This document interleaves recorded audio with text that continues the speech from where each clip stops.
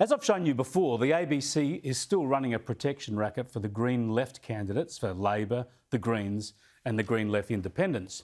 I noticed an interview with Adam Bandt last night where he was treated like Mother Teresa. It was rather laughable, really, simply not challenging him on his dangerous policies and ideas.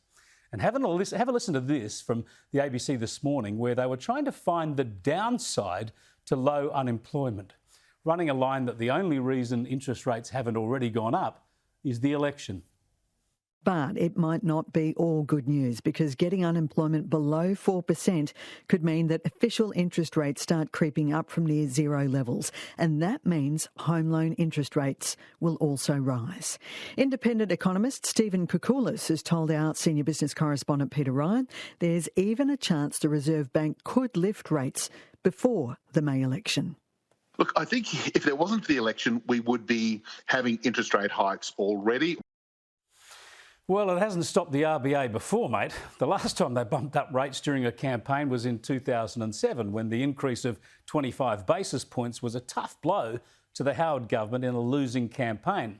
And given many back then were already warning about financial headwinds, and that within a year rates were crashing downwards 100 basis points at a time, it's pretty clear the RBA was wrong to do that back then.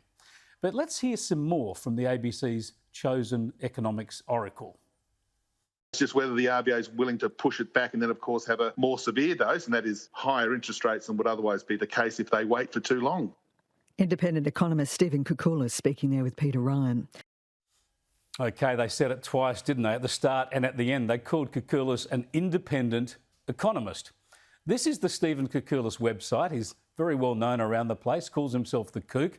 Was a very prominent anti-coalition activist on Twitter back in the day. I don't know if he still is.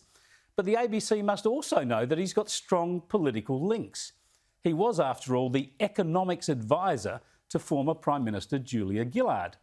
I mean, wouldn't that be a more relevant description for them? Former economics advisor to a Prime Minister rather than independent economist? Maybe if the ABC ever unbans me and asks me back onto one of their programs, they'll call me an independent commentator.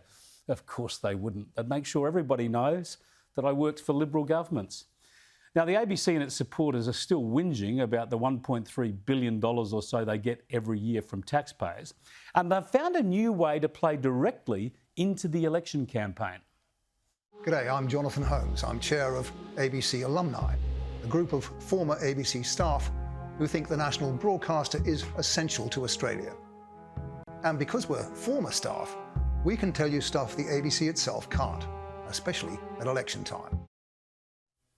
Yeah, former ABC hosts who were apparently objective political eunuchs while they worked there are now running a fear campaign about the ABC being defunded or sold off, and they're actively campaigning against the coalition. Scott Morrison is now promising to unfreeze the ABC's budget. But if he's safely re-elected, can we trust him?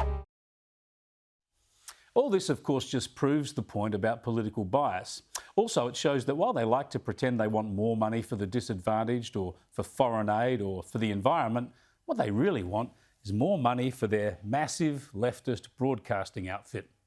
Still, this video finishes with advice that's kind of like Chris Bowen's advice at the last election when he said, if you don't like Labor's policies, just don't vote for us. Here's the ABC Alumni's advice. The ABC is dangerous to democracy. If you believe that, go for your life. Vote for the coalition in the House of Reps and the Senate. Not a bad suggestion. Maybe they're not the shocking lefties we thought they were.